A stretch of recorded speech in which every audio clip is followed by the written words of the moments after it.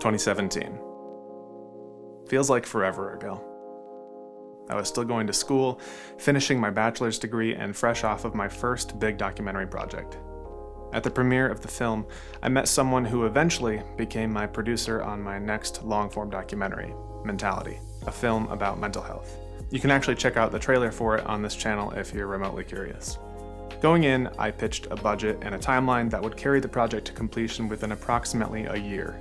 Production began the following summer, in 2018, with a small handful of video interviews. Between completing my remaining required credits to graduate, working as a freelancer, and trying to get a documentary off the ground, my plate was full. Okay, so I should probably clue you in on what exactly my goal with this video is. This documentary, which now in 2022 is finally complete, was a great experience. Do not be mistaken. I am thankful for the time I spent on it. More importantly though, the lessons I learned, and that is what I'll be sharing with you in this video. The first rule of filmmaking is get someone else to do it for you, and then drink wine. So, production has begun. We're shooting a slew of interviews procured by our producer. Here are the lessons I wish I had learned prior. Lesson 1. Have a plan. I cannot emphasize this enough. This may seem obvious, but as a student trying to support this hobby as much as I could, at the time, scoring a gig was more important than actually sitting down and developing a story. The producer's vision went as far as the desire to make a film about mental health. That would be my cue to come up with a rough outline to follow, something to inform the interviews.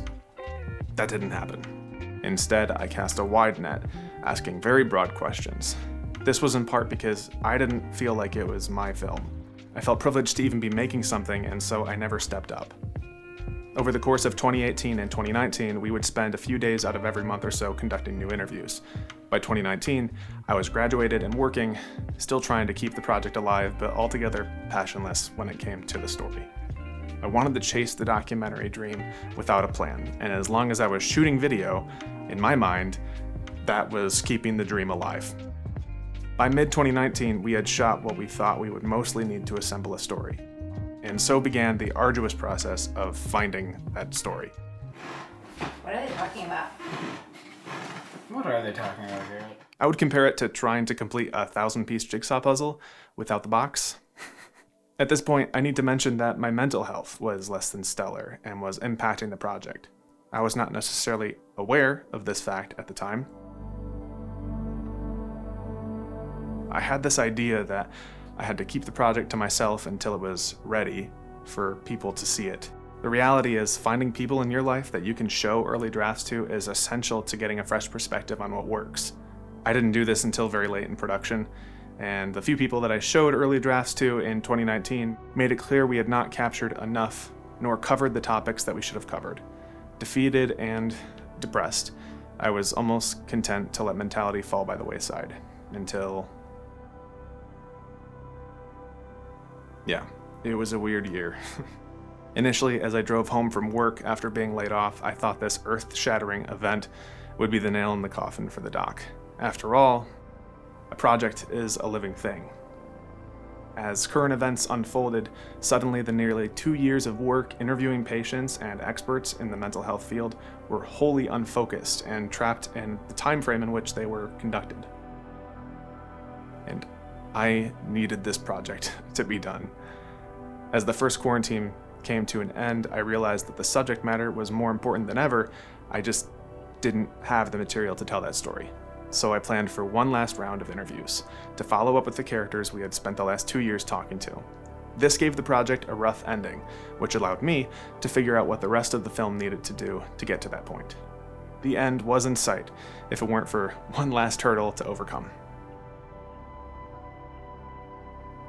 The pandemic gave me a lot of time for self-reflection, as it did, I'm sure, a lot of people. I realized that I was not happy, I was struggling with anxiety and depression, and it was very clearly hampering the project, among other aspects of my life. At one point, the subject matter of the doc was triggering for me. This culminated in several months where I couldn't open the project file to edit without having a full-blown anxiety attack. It wasn't until I sought professional help to manage my own problems that I was finally able to sit down and finish the project. And my experience with tackling my own struggles genuinely helped inform the project.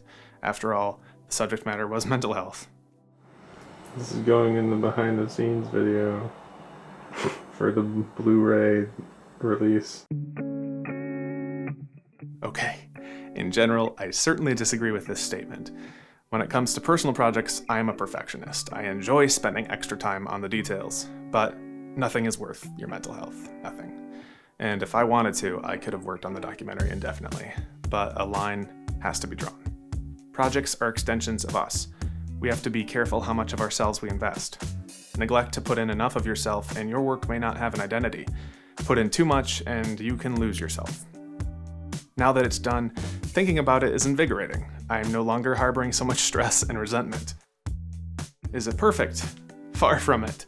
But it's done, and now I'm ready to tackle the next one, knowing it'll be a better process and I'll be better for it. A very special thank you to Dr. Mukesh Lathia, my producer on the film, as well as longtime collaborator Keith Schnabel. The project is done. We just had our premiere screening last month, and obviously it couldn't have been completed without their help. Thanks for watching.